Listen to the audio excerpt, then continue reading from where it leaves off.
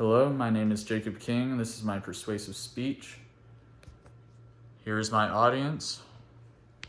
I hope you all enjoy.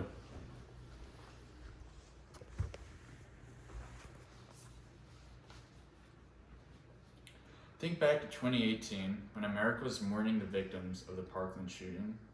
A gunman fired at Stoneman Douglas High School, killing 17 people, as well as injuring 17.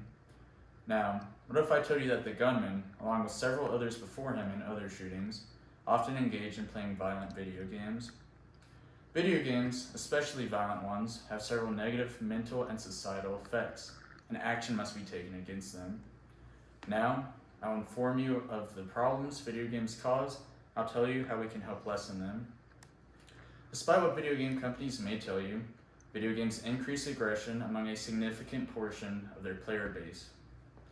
Paula Daci of Brock University conducted a study regarding video game aggression and found that the competitive video game play factor was significantly associated with aggression over time among both adolescents and young adults, even after controlling for stability and aggression in a host of third variables.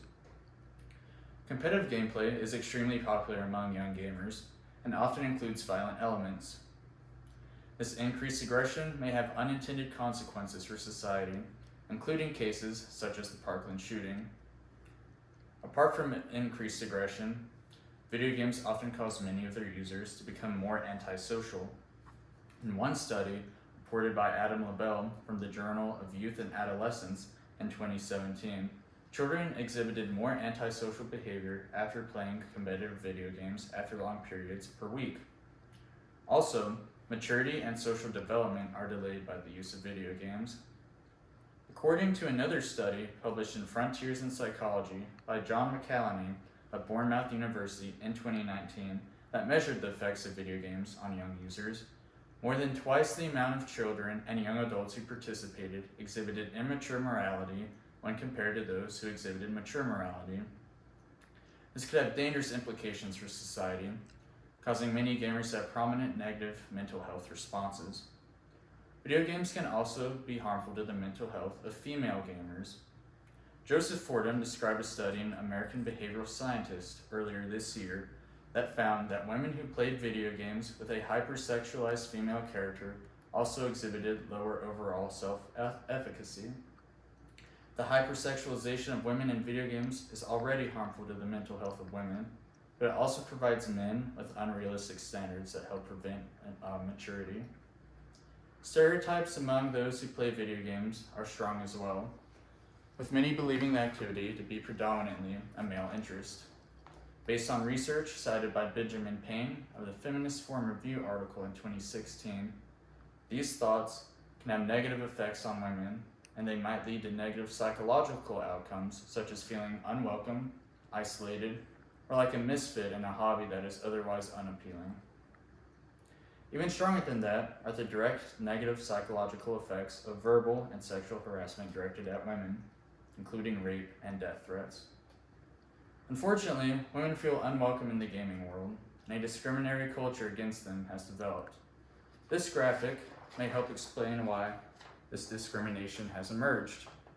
It shows that while 47% of gamers are women, only 12% of game developers are women. This may cause a lack of female representation in gaming and may help explain the negative effects on women.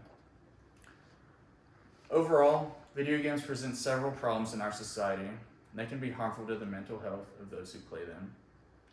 Though there are several deep-rooted problems with gaming, there are ways in which they can be solved. As consumers, we must monitor products and let businesses know when they are faulty or produce unintended consequences.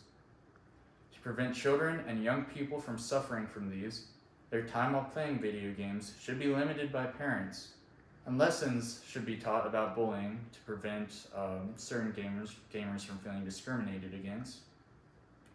I am also asking each of you to let your concerns regarding gaming discrimination and mental health be known to video game companies and developers via social media. Over time, the negative effects of video games will diminish, and we can strike a balance between gameplay and other activities. The amount of harmful content we consume may have unfortunate consequences, so we should take a stand against it.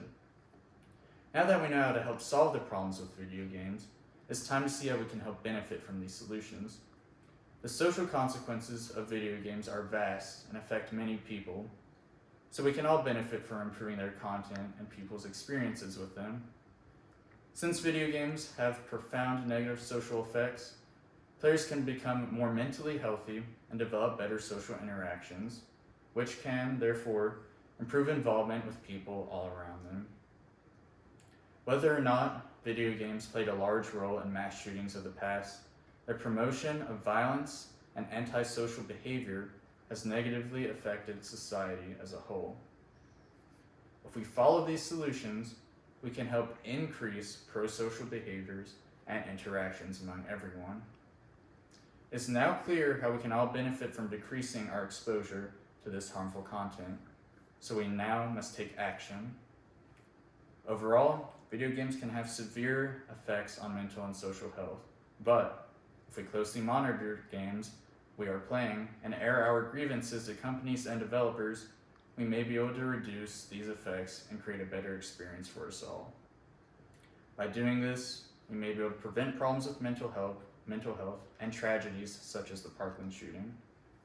Remember, you as a consumer have a choice to decide what you purchase, and you have a right to call out producers when they create a faulty product.